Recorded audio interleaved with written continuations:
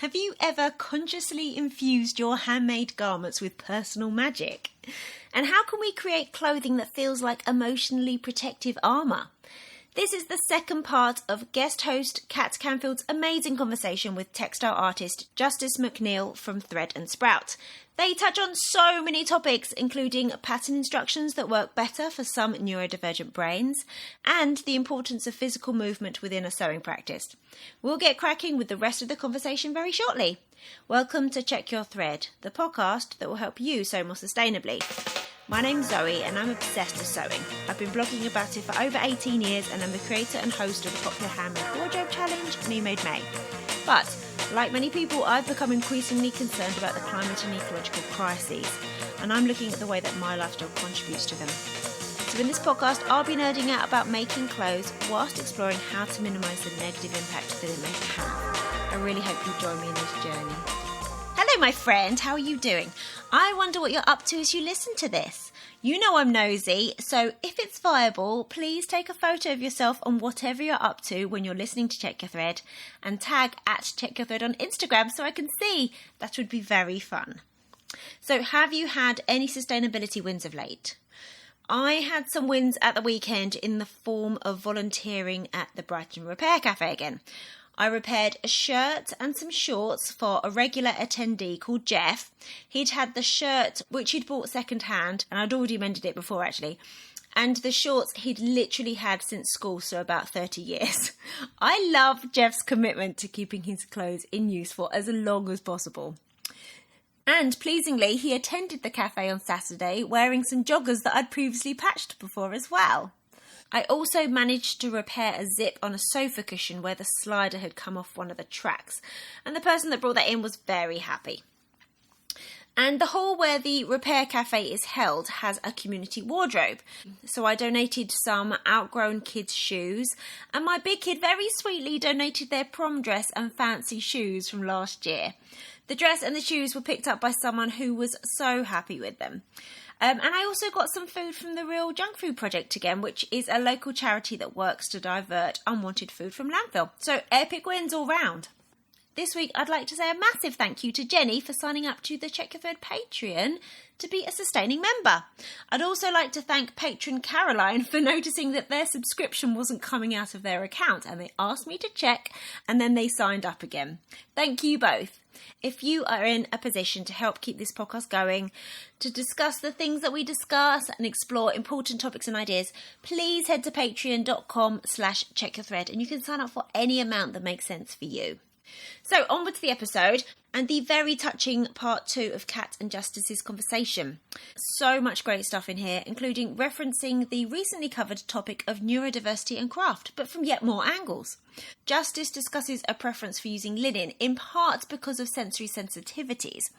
As the mum of a neurodivergent child myself with sensory sensitivity, I'm well aware of what an impact that can have on functioning in day-to-day life. They also talk about how regular sewing pattern instructions just don't work for some brains, which is really interesting. Anyways, until next week when we get some not stupid sewing questions answered by expert seamstress and author Julia Hinks, take care of yourself, take care of your loved ones, take care of those in the wider global community who deserve it, and make like Jeff and keep those clothes in use for the longest possible time. And enjoy.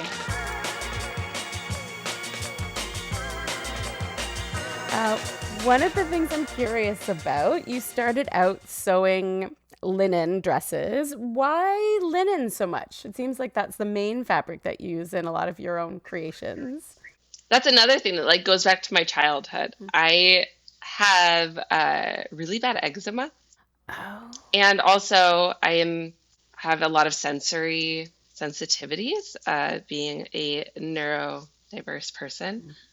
And those two things together, as a kid, the only fabric I could handle, like the eczema meant that I could not wear any synthetic fibers. They really exasperated it. So I only wore natural fibers as a kid.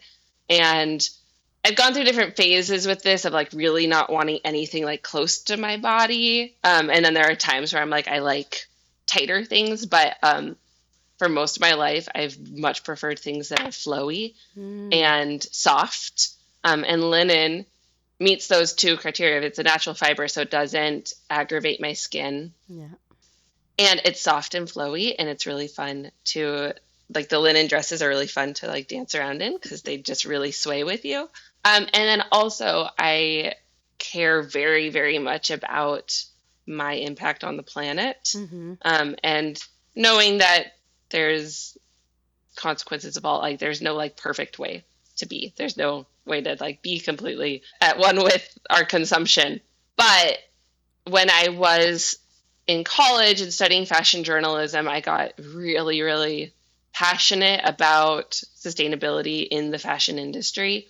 And actually is what the reason why I then didn't pursue a job in fashion journalism, because I was like, wow, this is going to be depressing to be trying to like write articles about how horrible the fashion industry is. But in that, I really got interested in sustainable fashion and the slow fashion movement, which at the time really felt like it was just starting. Like now it feels so big. At the time, there like wasn't that many brands that I could find that like were being ethical and sustainable. And in that research, I found that linen is one of the best fabrics that you can use because in the production of linen and the use of flax, we can use all of the flax plant. Every part of it can be used. And a lot of the places that produce linen are doing a lot to support the community, and places where they grow flax, especially in Eastern Europe, do a lot to support women and mitigate water usage, and it doesn't use as much water as cotton. So all of that together makes me really be a huge linen fan. So I do use it most. That has shifted a bit, mainly with the tariffs in the last few years. Oh, okay. Because there's no way to produce linen in the US. So all linen is imported. And so now the tariff, I don't even understand what's going on with the tariffs anymore, but as a Canadian, we don't either. Trust me. yeah, like I have no idea what's going on, but I did notice a year ago, all of a sudden, all the linen I wanted to order had like doubled in price. Whoa. So that shifted, which also sort of coincides with a lot of the shift of I'm not making things to sell anymore because like I don't want to raise my prices that much, but I can't afford linen at this price. Yeah, totally fair. But yeah, I see the appeal of linen too, just like in terms of it uses so much less water than cotton, right? And so, yeah, like you said, it can never be perfect, but in terms of if you're going to be consuming a natural textile, it might be a better option. And yeah. I don't totally know about how this works. And I don't know if it's real, but there's like all fabric has different like energy levels. Mm-hmm. And linen supposedly like has a really good energy level where it like doesn't, I don't know, mess with your energy. I don't know how that works, but I was told that linen and wool are really good for your energy. They also happen to be really natural fibers. They're sustainable. Yeah. It's all good at all fronts, right? Yeah. Yeah. Let's talk a bit about your creative process. I am very curious. So you're not producing in a kind of a mass way anymore, but I'm sure you're still producing stuff just for the pleasure of it and creating art because your work is so... I was thinking about your garments before, and it's definitely what I would call wearable art. I wouldn't say it's just a garment. I feel like somehow that like doesn't recognize all the work and the creativity that goes into it. So you're still creating... So you're still sewing and still making things even if you're not selling it so much anymore. What's your creative process like? Like, how do you decide what you want to make? If it's a piece of art, like a quilted wall hanging or a garment? And then can you talk a bit about how you decide what images to integrate and words potentially? What's that look like? I love this question because it's like, on one hand, I don't know. And like, it just happened. But also, like, so I think my creative process generally starts outside, like on a walk. I am a huge, huge believer in the relationship of our movement practices with our creative practices, because I think in order to get in touch with creativity, we basically need to get out of our heads and get into our bodies and have it be more like, that's not always the case, but oftentimes when I'm trying to just like think my way into an idea, it's like not as good. It feels very, I don't know, overly planned or complicated, and I get stuck. And so when I can just like go for a walk, or I do a lot of yoga, a lot of other movement practices, having something that like first just gets me into my body, and then it allows you to like be more present in the here and now. I just sort of can then allow the muse to move through me more. And so a lot of times my ideas come on walks. So I go on long walks through San Francisco into the Golden Gate Park. And then we do a lot of hiking in the Marin Headlands. And during those times, I try to just like be open. And generally what happens is like imagery kind of comes into my mind of what I want. It's hard for me to like plan out my ideas drawing them. It usually is like I will sort of have this vision of something that I want to create, and then I'll sort of draw it down like a rough sketch. But most of the then actual like creating or designing or figuring out what it is comes out of the fabric.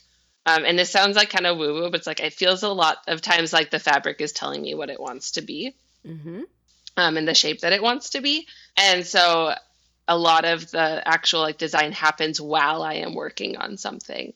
And I might have an initial idea, but while I'm working on it, it's like, oh no, this green actually wants to be something else. And so I'm going to do that.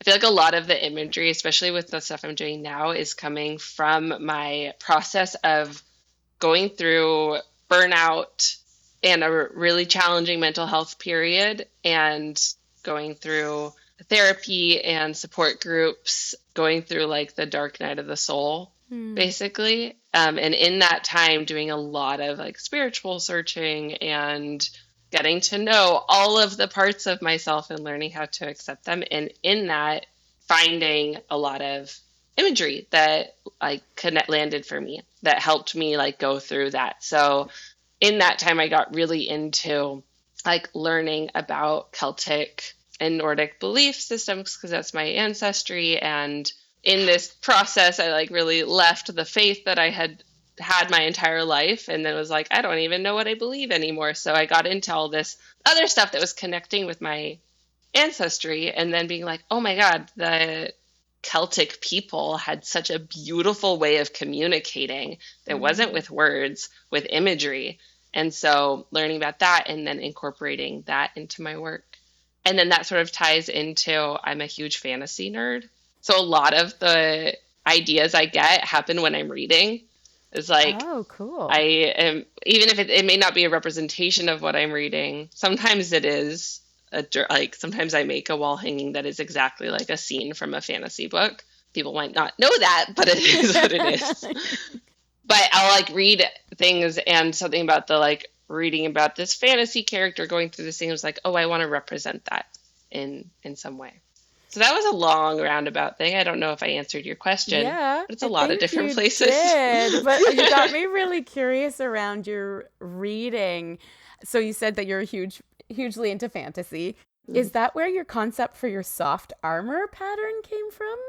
Absolutely. Can you tell us more about your soft armor? Like, what is the garment? What the inspiration was? So the soft armor it's like a quilted bib, basically, like bib vest that goes over the shoulders and snaps under the arms and is solid on the front and the back, rather than a vest that like goes through your arms, go through holes. Mm-hmm.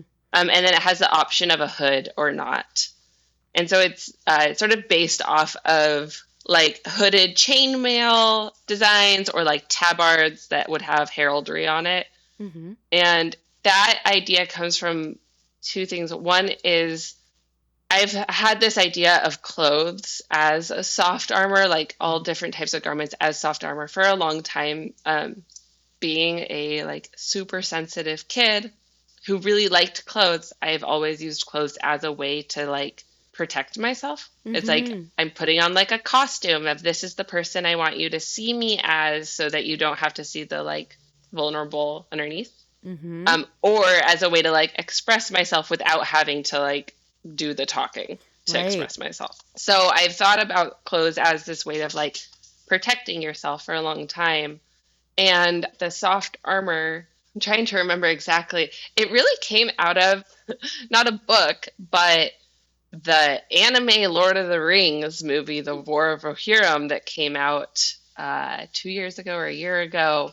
In it, my favorite musician, Paris Paloma, has a song called The Rider that's about the female warrior who goes out and saves all of Rohirrim, which is in Lord of the Rings. And that song I listened to probably like 7 times a day for the last year. And I just loved this image of this female warrior. And during all of the various horrible things that have been happening in the world over the last however long, for ages, forever, but specifically over the last year, I kept having this image of like a group of, it was specifically with ICE protests. I was having this imagery of like, I want there to be like this army of women and queer folk warriors dressed in armor that's like protective armor, but also is fun and colorful and joyful, and like going and fighting against oppression. And this was like an idea that was then like, well, maybe I should like write a fantasy book that's about like a fun, silly person who is also a warrior that's wearing like this like soft armor. Yeah. And then I had the idea for the garment itself.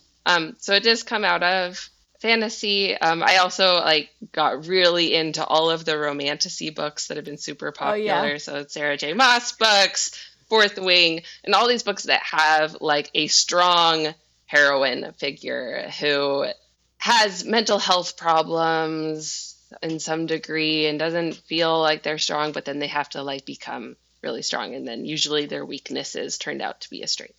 And then also I really love Brandon Sanderson's books.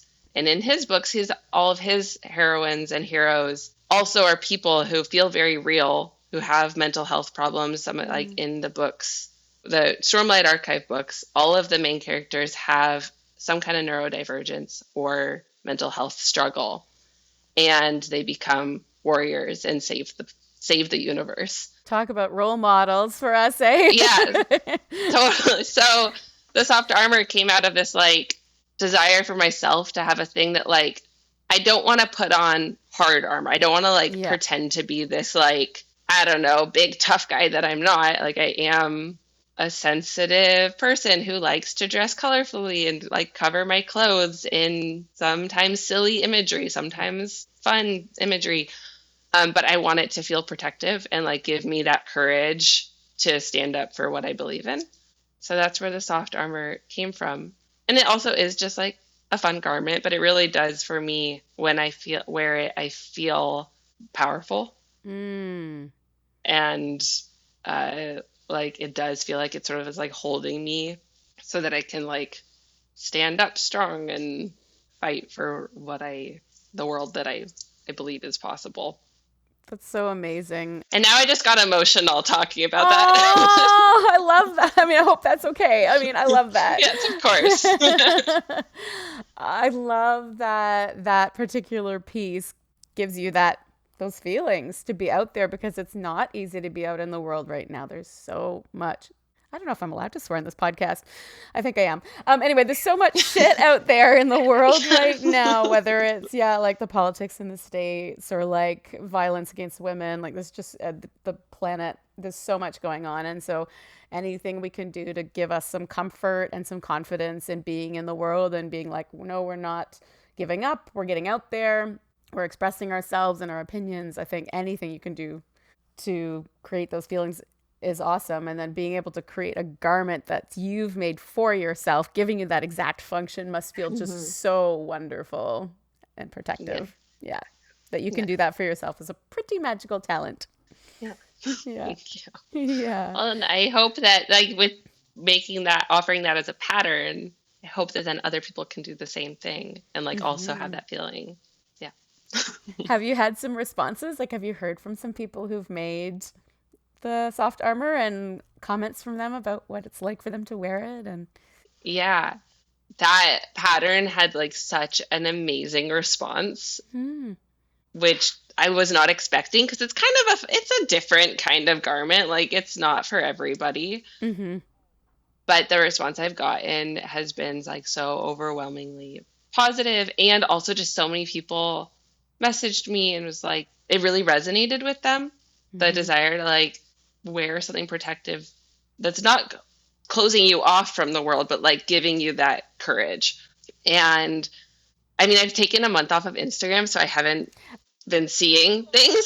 I wonder what you're going to come back to when you decide to Yeah. engage. Who knows? But before I did that, I was getting like I did see a number of people share their versions that they were making that were like being imbued with so much of their own personal meaning, and I got really amazing messages that mostly make me cry because I am a very sensitive little person. Yeah. uh, just expressing that like it did give them courage or like help them feel hope, which was really really special. And that like I mean it's nice to have a pattern do well because also that like gives me the ability to have my job, but like more Yeah. than that, it feels really good to have this thing resonate with so many people. You're getting me really teary too. Yeah. In a good way. Yeah. I was like, I have another comment, but it might make me cry more. Yeah. I was just thinking, like, how cool. If you take a step back and think about Thread and Sprout, like, how cool is it that you went from, like, you were making these garments that people responded to that they loved and wanted to buy from you, but it's fairly anonymous in a way. You've got like a person going on your website and like sending you money and you don't know who they are and you might not hear back from them.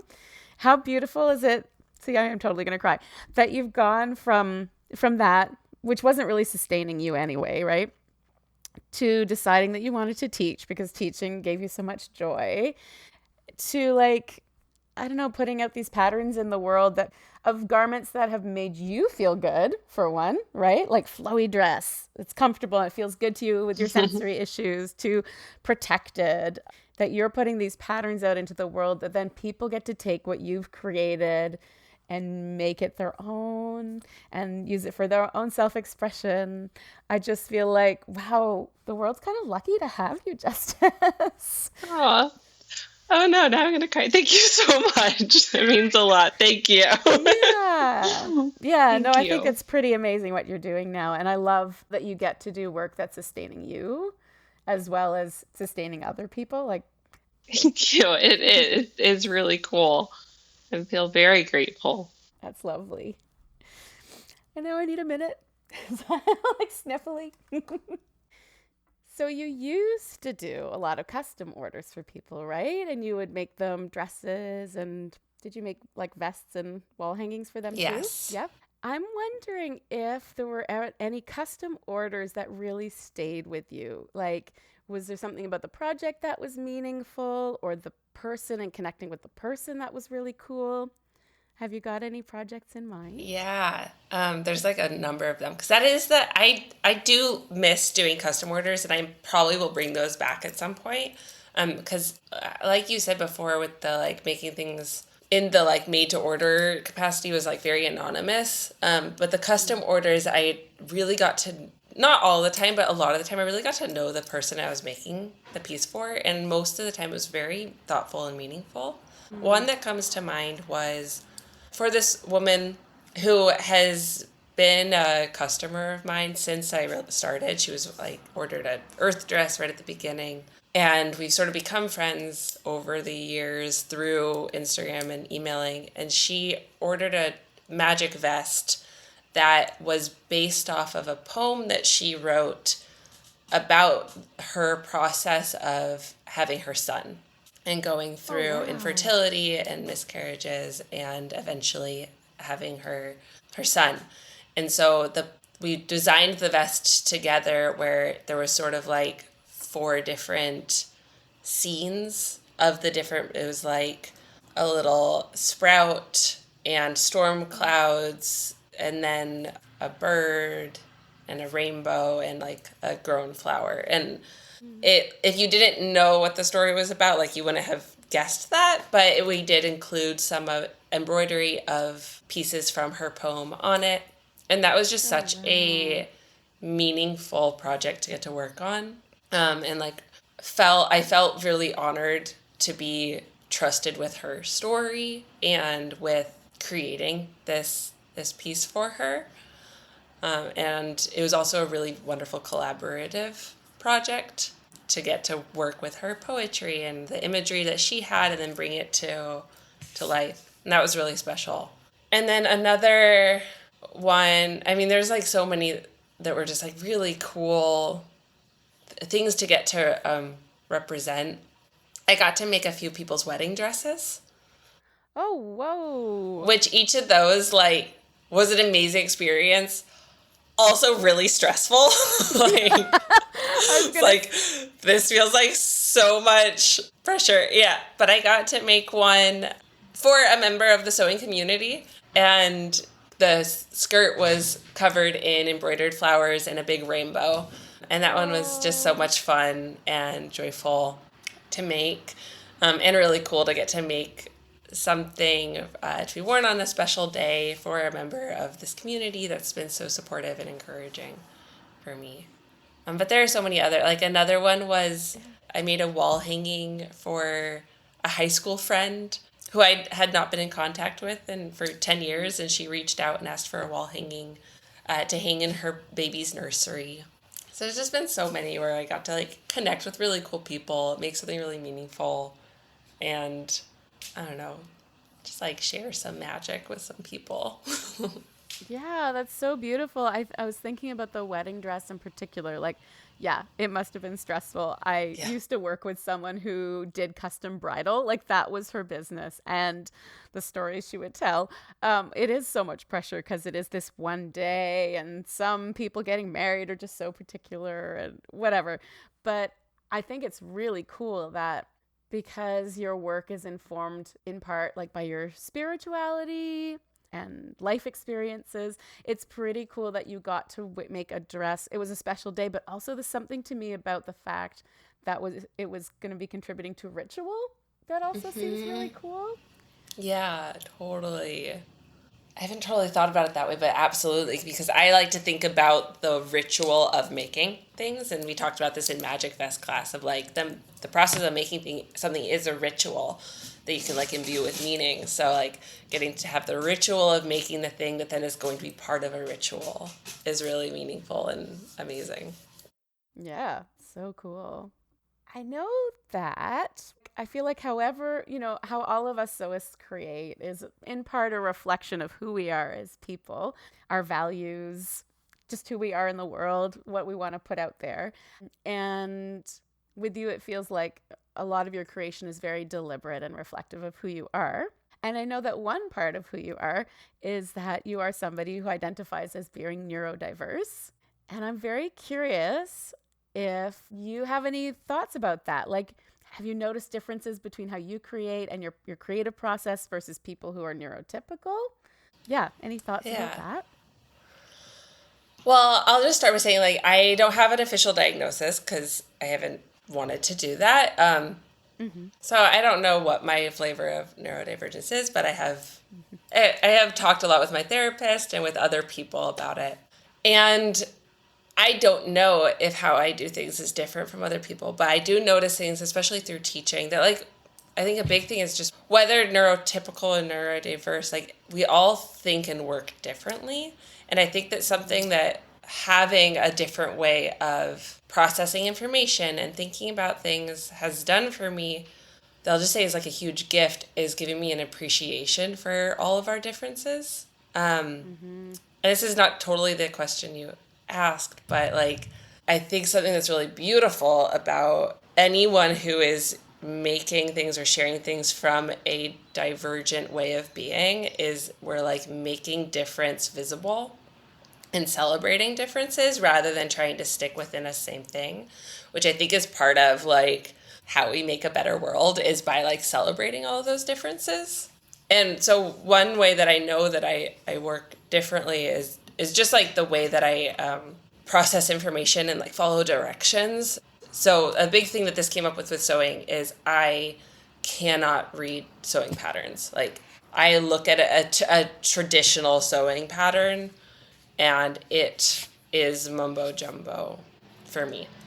So a lot of my sewing experience has been all self-taught because I'll get patterns and then I'm like, I can't read what that's going to say, but I think I can figure it out just by playing around with 3D. So it's made it so that I don't think that the way that I sew is like, quote unquote, correct. I don't really know the like official way of doing things in official terms, but I actually think that like is kind of special because I kind of think that a lot of people can't follow directions exactly how they're written. And the way that a lot of traditional sewing instructions are written is like very, I don't know, not human feeling, which I think that's the block for me is like, this feels like it's for a robot.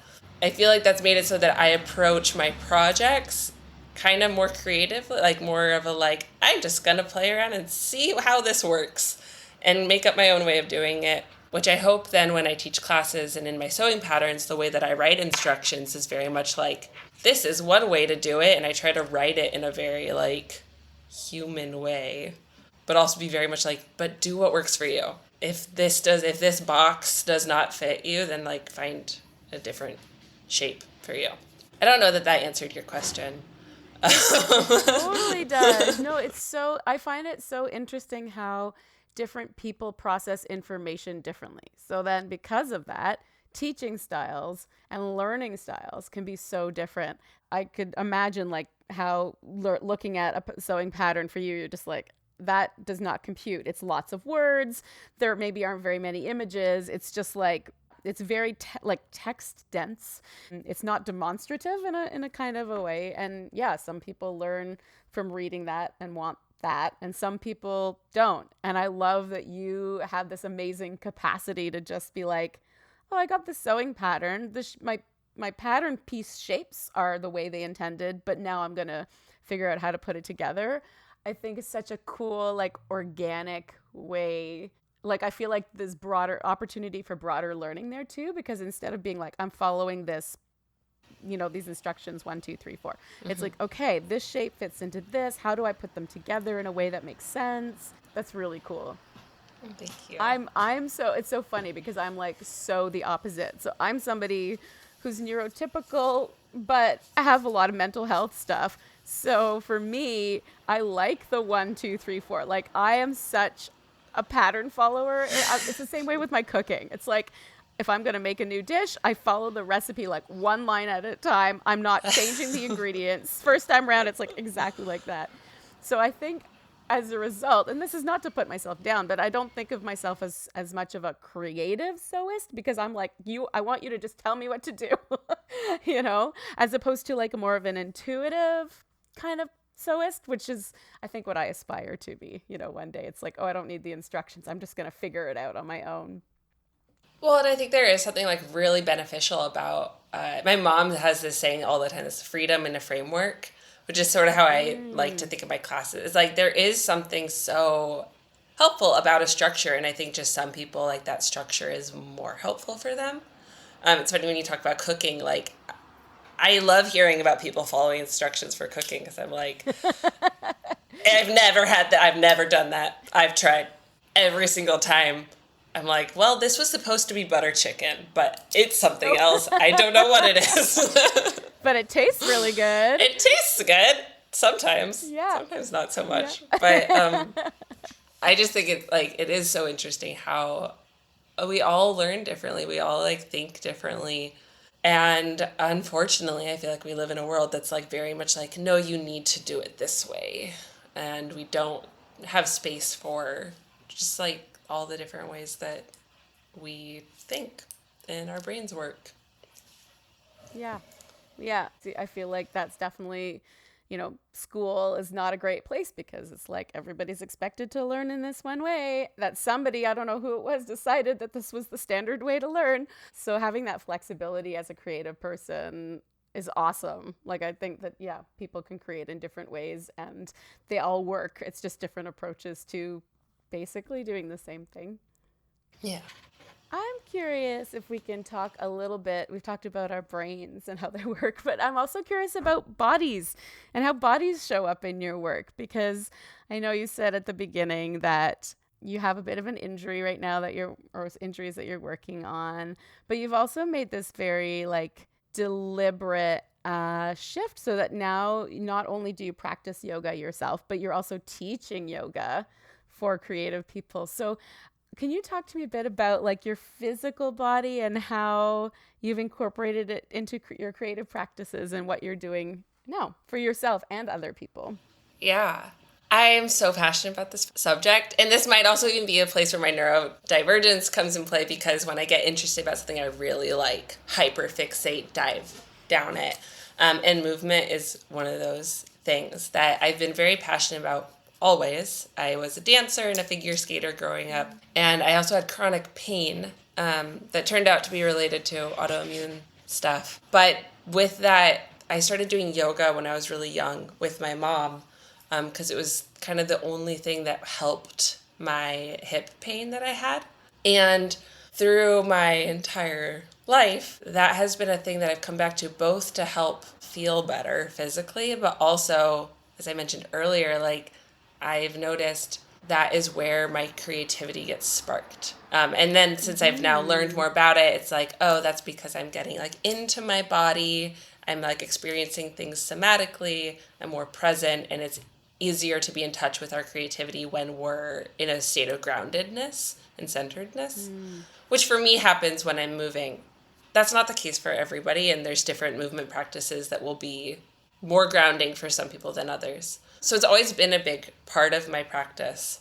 My creative practice is my movement practice. But since I did spend years sewing 8 to 10 hours a day, and being someone with a history of chronic pain, I became really just like aware of how hard this was on my body, which I already like was aware of, but I like my wrists were hurting all the time. I have developed some SI, which is SI joint, which is the very base of your spine where it hits the pelvic bone. Some really bad SI joint pain, which is very, very common for sewists and basically anyone who's doing something where you're like sitting and kind of hunched over.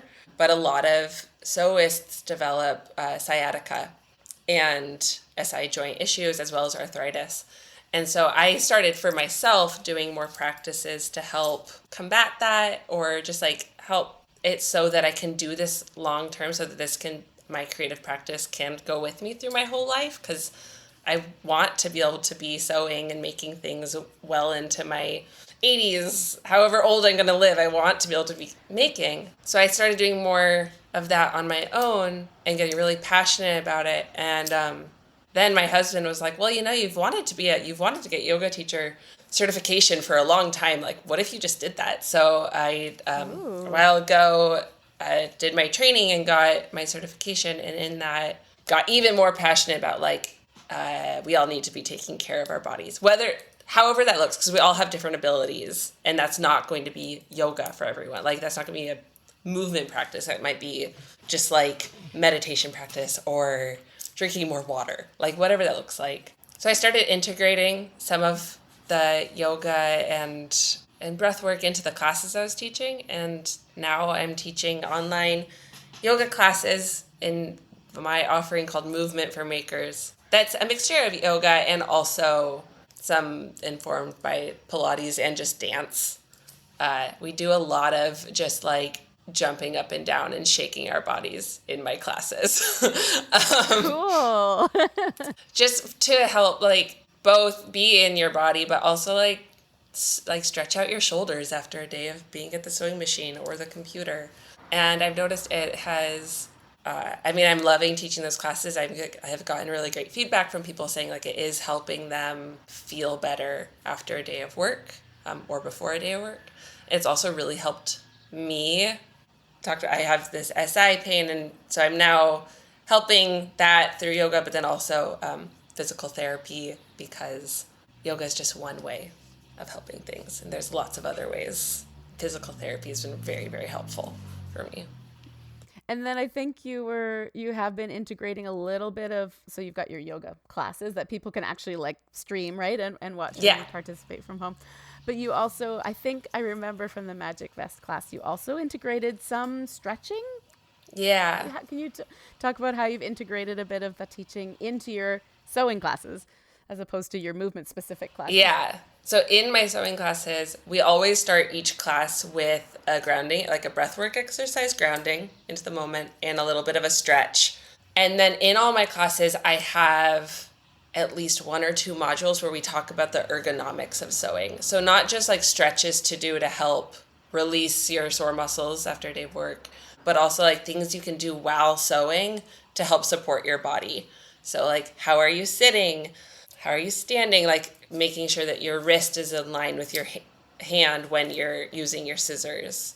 Making sure that you have good light so you're not having to hunch over your machine. Which all of that, both it's to help support your body. Also, it helps to create space so you can breathe deeper. And when we're able to breathe deeper, we don't get as frustrated and like anxious when we're working. And I feel like there's other things I do, but like I try to make sure to talk about that. I also try to integrate that into my sewing patterns a little bit. Just like some mentions of like, maybe now's a good time to take a break. Oh, wow. That's so cool. I don't think I know of any other sewing patterns where they talk about integrating your actual physical body into the process. It's like, just go to the machine and you sew the seam. Yeah. Well, I know. So like I do this and like, I feel like every sewist I know where like you've been sewing for like 4 hours and you like haven't gone to the bathroom, you haven't drinking water, you're like stressed and sweating and exhausted, but you keep going. So I do that. So I honestly include those in my patterns as like a reminder for myself of like, maybe I should take a little break and just like do a few shoulder rolls. Yeah, that's so wise. And so I think it's really needed too. Because without our physical bodies, we can't do the sewing, right? Exactly. So we need to be nurturing. Yeah. And we like get our machines maintained and our scissors sharpened. Like, we should also do that for our bodies. That is such a good point. Yeah, we can maybe some of us maybe take a little bit better care of our equipment than we do our bodies, which is like a major piece of equipment. Yeah. Well, thanks so much, Justice. I love how I just feel like this conversation has inspired me. I love how thinking about your work touches on so many things. It touches on the environment, self-expression, self-care. I just feel like you brought it all together really beautifully in this conversation, and then in also your own work. So thank you for sharing. Thank you for having me. It's been a joy to have the conversation today. Thank you so much. Thanks so much for listening. I really hope you enjoyed this episode and are left feeling inspired. For more info about the podcast, including show notes for this and every episode, head to checkyourthread.com. I'd love to hear from you, so if you have any comments, questions or ideas for future episodes, please get in touch by emailing zoe@checkyourthread.com or find me on Instagram @checkyourthread. Massive thanks to Patrick Potter for production support, to Sylvia Seller for the awesome logo design, and to Simon at Palm Skin Productions for the music. This ad-free podcast would not be possible without listener support, so if you feel you are able, please consider signing up to the Check Your Thread Patreon. For the equivalent of buying me a coffee each month, you'll be making it possible to continue producing regular episodes. Links can be found in the show notes and on the website checkyourthread.com. I hope you'll listen again next week. Until then, take care. Bye!